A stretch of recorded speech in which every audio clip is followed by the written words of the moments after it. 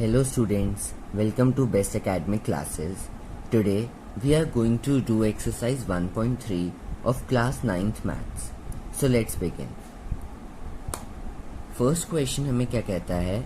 Write in decimal form and say what kind of decimal expansion each has. हमें पहले तो decimal की form में लिखना है और फिर बताना है कि सबका डेसिमल एक्सपेंशन किस तरीके का है.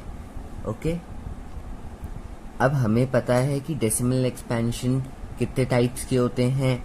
एक होता है टर्मिनेटिंग एंड दूसरा होता है नॉन टर्मिनेटिंग. ओके एक होता है terminating and second one is non terminating. अब नॉन टर्मिनेटिंग के भी 2 पार्ट्स होते हैं. एक होता है रिपीटिंग एंड एक होता है नॉन रिपीटिंग.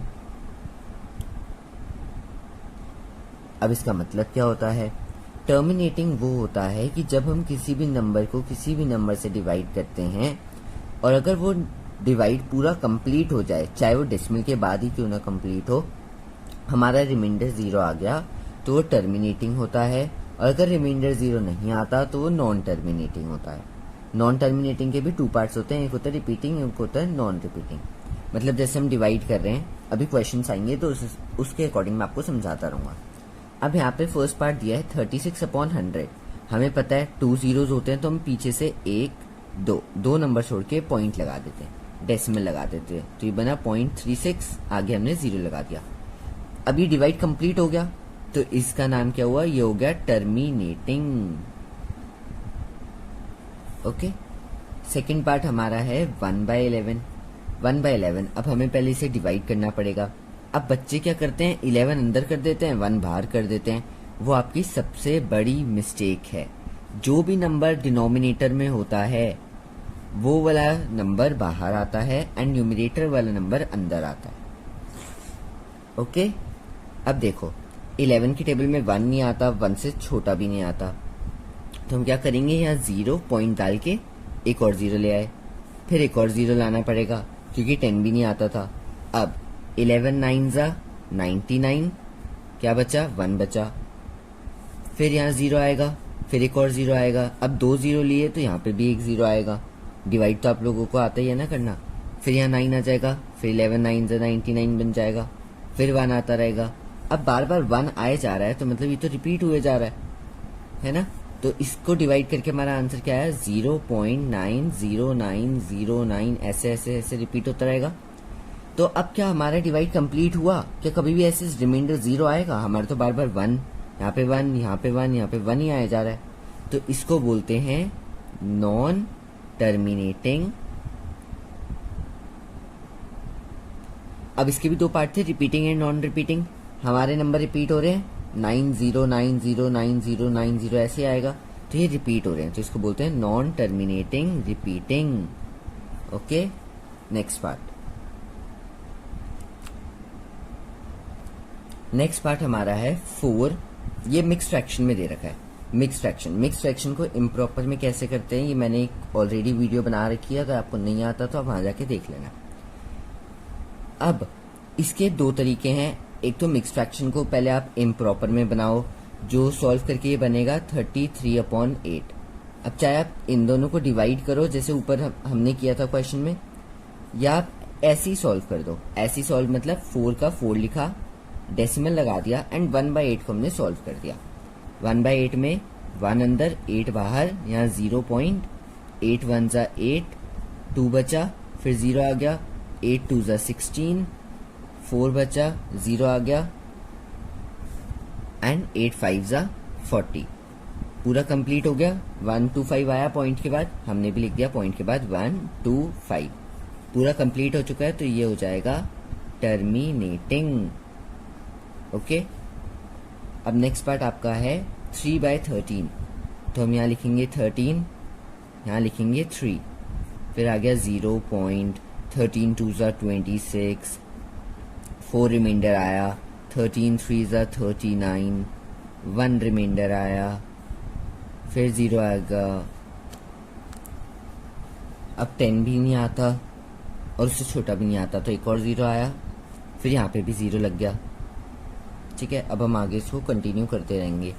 फिर 13 7 आता है 91, 9 बचा, 0 आ गया। ओके, फिर 13 यहाँ जगह रह गई, सॉरी गाइस। फिर यहाँ 6 आ जाएगा,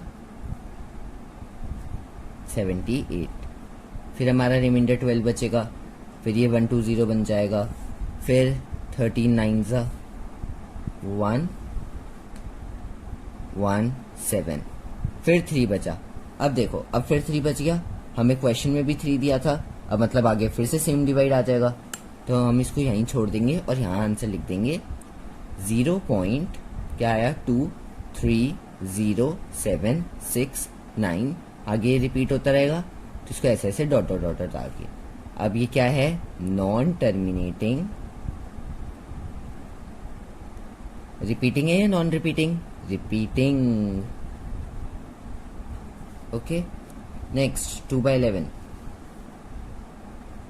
11 यहाँ लिखा, 2 यहाँ लिखा, ये हो गया 0 पॉइंट 11 1 11, हमारे पास बचा 9, 11 8 88, 2 फिर 2 आ गया, तो अब ये तो 0.18 के बाद ही रिपीट होना शुरू हो जाएगा।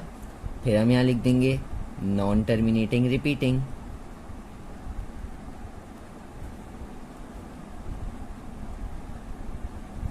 ओके,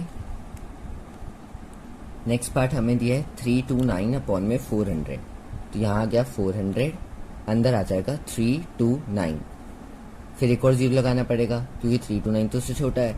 यहाँ 0.8 पर आता है 3200, 90 बचा, फिर एक और 0 आ गया, फिर 2 पर आता है 800, 100 बचा, एक और 0 आ गया, एंड फिर 5 पर आता है 1000, सॉरी मैंने गलत लिख दिया, 2 पर आता है 800, मुझे लगा 200 का टेबल है, यहाँ पे बचा 200, एंड फिर एक और 0 आएगा, अब आ जाएगा 5 पर 2000। हमारा क्वेश्चन फिनिश हो गया। अब देखो रिमाइंडर 0 आ गया, तो इसका आंसर क्या हुआ 0.8225। अब ये टर्मिनेटिंग है या नॉन टर्मिनेटिंग, टर्मिनेटिंग। चलो नेक्स्ट क्वेश्चन, यहाँ दे रखा है you know 1/7 is equals to 0.142857 bar. अब आप पूछोगे बार का मतलब क्या होता है। बार का मतलब होता है कि जब हम इन दोनों को डिवाइड करेंगे तो क्वेश्चन तो हमारा ये आ गया, इसके बाद रिपीट होना शुरू हो जाएगा। जैसे 7 के बाद फिर आएगा 1, फिर 4, फिर 2, फिर 8, फिर 5, फिर 7, जैसे ये सब थे ना, ये दोबारा रिपीट होने शुरू हो जाएंगे। तो हम जैसे पीछे डॉट डॉट डॉट डाल रहे थे, उसकी जगह हम बार भी लगा सकते हैं। अब हमें 1/7 की वैल्यू पता है, हमें बोला है कि हमें 2/7, 3/7, 4/7, 5/7 एंड 6/7 की वैल्यू निकालनी है। तो हम करते हैं, सबसे पहले 1/7 इज इक्वल टू 0.142857 बार, तो 2/7, और हमें बोला कि हमें लॉन्ग डिवीजन करना ही नहीं, डिवाइड करे बिना निकालनी है। तो इसके लिए हम क्या करेंगे, 2/7 को हम ऐसे लिख सकते हैं 2 इंटू 1/7, 2 1 2 अपॉन 7, यही आएगा, इज इक्वल्स टू 2 का 2 लिख दिया, इंटू 1/7 किसकी इक्वल था, इसके इक्वल था, तो यहाँ गया 0.142857 बार। अब हम सिंपल मल्टीप्लाई कर देंगे, 2 को पीछे से मल्टीप्लाई करते हैं 4, अभी आप मल्टीप्लाई करते रहे ना,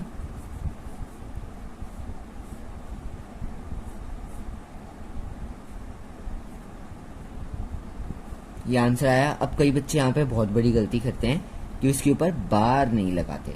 बार लगाना जरूरी है, जब आपको बार दिया तो आपको भी बार लगाना है। ये हमारा 2/7 का आंसर आ गया। नेक्स्ट हमें निकालना है 3/7, ये भी ऐसे निकल जाएगा 3 इंटू 1/7 करके, फिर 4/7, ये भी निकल जाएगा 4 इंटू 1/7, फिर 5/7, ये भी निकल जाएगा 5 into 1/7, and at the end 6 is equals to 6 into 1/7। यहाँ सब पे इनकी वैल्यूज डाल देंगे हम, तो हमारे आंसर आ जाएंगे, लाइक 3 इंटू 0.142857 बार मल्टीप्लाई करके आंसर लिख देंगे 4 इंटू 0.142857 बार मल्टीप्लाई करके इसका आंसर आ जाएगा 5 इंटू 0.142857 बार, इसका भी आंसर आ जाएगा, एंड देन 6 इंटू 0.142857 बार। अब ये आप कर लेना खुद। हम नेक्स्ट क्वेश्चन करते हैं। ये क्वेश्चन गाइज बहुत ज़्यादा इम्पोर्टेंट है, बहुत ज़्यादा इम्पोर्टेंट है। ये हर पेपर में आता है, 99% आता है, 1% कभी कभी नहीं आता। तो अब देखो हमें क्या बोला है, 0.6 बार है, इसका मतलब 0.6666 ऐसे ही रिपीट हुए जा रहा है। इसको हमें पी बाई क्यू की फॉर्म में लिखना है। पी बाई क्यू मतलब रैशनल नंबर में लिखना है। तो सबसे पहले हम लेट करेंगे, let x is equals to 0.6 bar, हमारी इक्वेशन नंबर 1 हो गई। अब देखो पॉइंट के बाद कितने नंबर रिपीट हो रहे हैं, एक ही नंबर रिपीट हो रहा है ना। तो अब एक नंबर के आगे एक जीरो लगा दिया तो क्या बचा 10। तो अब हम यहां लिखेंगे multiply by 10 on both sides. 10 से दोनों साइड मल्टीप्लाई कर देंगे, x को 10 से करेंगे 10x और 0.6 बार को 10 से करेंगे तो बनेगा 6.6 बार। अब आप पूछोगे ये कैसे, अब देखो फिर 0.6 बार इंटू 10, जब मल्टीप्लाई होता है तो पॉइंट एक बार राइट में शिफ्ट होता है। अब राइट में शिफ्ट हुआ तो यहाँ पॉइंट आ गया, 6 के बाद पॉइंट आ गया और 6 तो रिपीट हो रहा है ना, तो वो 6.6 बार बन गया। अब हमारे पास दो इक्वेशन आ गई, एक ये एक ये। अब हम क्या कर देंगे, सब्ट्रैक्ट बोथ इक्वेशंस, दोनों इक्वेशन को हम सब्ट्रैक्ट कर देंगे। 10x है, x है, 10x में से x गए 9x। कई बच्चे सिर्फ 10 बोलते हैं, इसको कुछ नहीं होता तो 1 मानते हैं, और 10x में से 1x गए तो 9x इक्वल्स टू 6.6 बार में से 0.6 बार गए, 6 बार कैंसिल हो गया, 6 में से 0 गए 6। अब देखो 9 क्या हो रहा है, मल्टीप्लाई, उधर जाएगा तो डिवाइड, 6 बाय 9 ये कैंसिल होके 3 2 जा 3 3 जा, तो x की वैल्यू आ गई 2/3। इसका मतलब जो हमारा 0.6 बार था उसको अगर हम p बाई क्यू की फॉर्म में लिखे तो हमारा आंसर आएगा 2/3। नेक्स्ट पार्ट 0.47 बार, फिर से वही लिखेंगे, let x is equals to 0.47 bar, equation number 1। अब हम करेंगे multiply by on both sides. अब देखो पॉइंट के बाद कितने नंबर रिपीट हो रहे हैं, 2 नंबर रिपीट हो रहे हैं, तो 1 लिख के आगे 2 0 आ जाएंगे। अब 100 से दोनों तरफ हमें मल्टीप्लाई करना है, 100 into X 100x is equals to यहाँ बनेगा 47.47 बार, क्योंकि 2 बार हुआ, एक बार पॉइंट इधर फिर एक बार पॉइंट इधर, 47 के बाद पॉइंट आया, 47 के बाद पॉइंट आया, और ये तो रिपीट हुए जा रहा है। ओके, ये क्वेश्चन नंबर 2 बन गई। अब क्या करना है, यहाँ लिखेंगे सब्ट्रैक्ट बोथ इक्वेशंस। 100x में से x गए 99x, 47.47 बार में से 0.47 बार गए, हमारा बचा 47, क्योंकि ये बार और ये बार कैंसिल हो जाएगा। x इज इक्वल्स टू 47/99, ये हमारा आंसर आ गया। ओके स्टूडेंट्स, चलो इसका थर्ड पार्ट देखते हैं। यहाँ पे भी वही सेम चीज, let x is equals to 0.001 bar, equation number 1। अब इसको मल्टीप्लाई करेंगे, multiply by 1000 on both sides. 1000 से क्यों किया, क्योंकि पॉइंट के बाद 3 नंबर हैं, 1 2 3 जो रिपीट हो रहे हैं, तो यहाँ बनेगा 1000x इज इक्वल्स टू, अब 001 आएगा जब हम ऐसे करेंगे 1000 से मल्टीप्लाई, तो 001 तो 1 ही होता है, तो हम यहाँ 1 लिख देंगे, 1.001 बार। ये क्वेश्चन नंबर 2 बन गई। फिर यहाँ आएगा सब्ट्रैक्ट बोथ इक्वेशन। 1000x में से 1x गए, 999x इज इक्वल्स टू, इन दोनों को हम माइनस कर देंगे, तो यहाँ हमारा आंसर क्या आएगा 1। तो x इज इक्वल्स टू 1/999 हमारा आंसर आ गया। Okay, question number 4। अब यहाँ पे भी तो p बाई क्यू की फॉर्म में बोला है और 0.999 है, तो हम इसे 0.9 बार लिखेंगे। अब कई सारे बच्चों के दिमाग में ये क्वेश्चन आना चाहिए कि जब ये भी पी बाई क्यू था एंड ऊपर वाला क्वेश्चन भी पी बाई क्यू था, तो इसको अलग से क्यों दिया, उसी के साथ पार्ट में क्यों नहीं दिया। तो इसका जवाब मैं आपको आंसर के बाद बताता हूँ। देखो चलो, यहाँ पे आ जाएगा सबसे पहले let x is equal to 0.9 bar equation number 1, multiply किससे करेंगे, multiply by 10 on both sides, तो ये बन गया 10x इज इक्वल टू 9.9 बार। ये क्वेश्चन नंबर 2। अब हम करेंगे सब्ट्रैक्ट बोथ इक्वेशन, 10x में से x गए, 9x इज इक्वल्स टू, ये 9 बार हट गया, 9 में से 0 गए 9, x इज इक्वल्स टू 9/9, ये तो 1 आ गया, तो x की वैल्यू आई 1। अब क्वेश्चन में ये पूछा है, ये मैंने अभी यहाँ पूरा नहीं लिखा, आपकी बुक के क्वेश्चन में ये पूछा है कि क्या आप अपने आंसर से सरप्राइज हो। बताओ कितने बच्चे सरप्राइज हैं और कितने बच्चे नहीं हैं।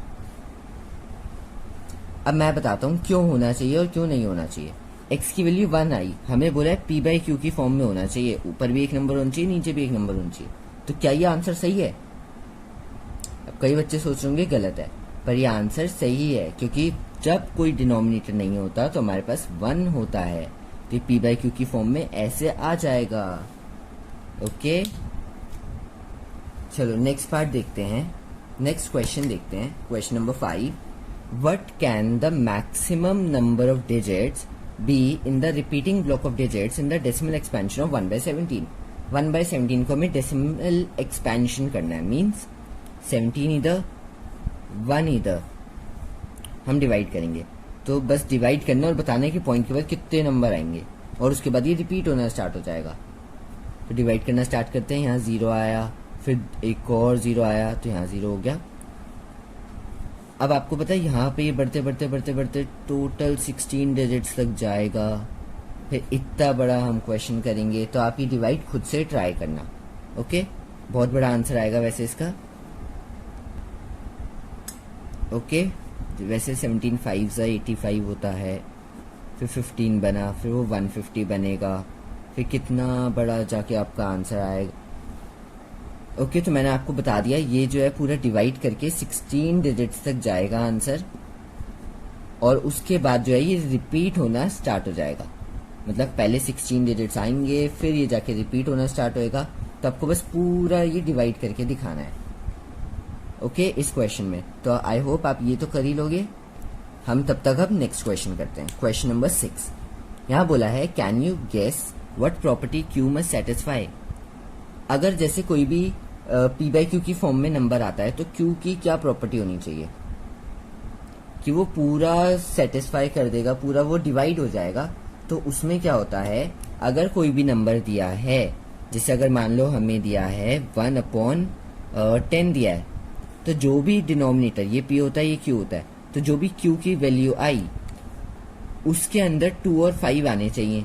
अगर 2 और 5 या 2 या 5, या 2 आना चाहिए या 5 आना चाहिए, दोनों में से कोई एक भी आता है तो भी सही है, दोनों आते हैं तो भी सही है। अगर ऐसा होता है तो वो पूरा डिवाइड हो जाएगा, वो टर्मिनेटिंग ही आंसर लाएगा।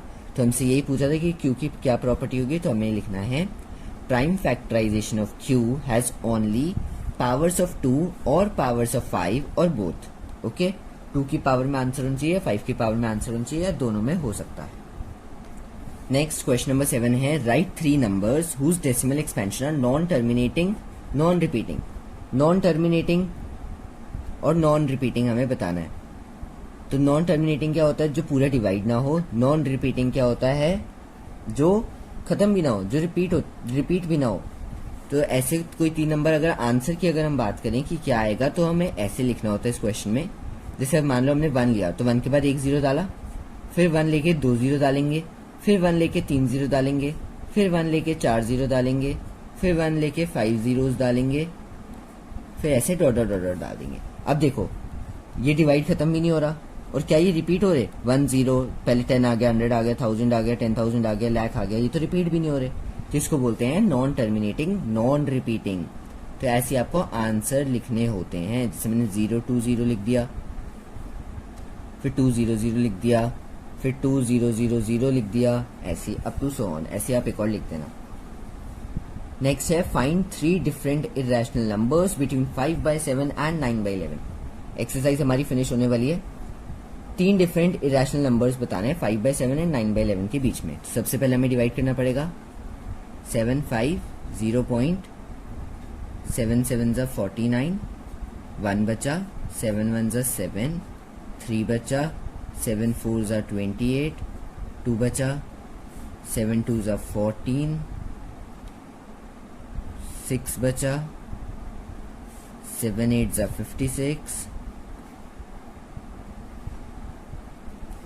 यहाँ पे 4 बचा, फिर 0 आ गया, फिर 7 5 35 आएगा एंड रिमाइंडर हमारे पास 5 बच जाएगा।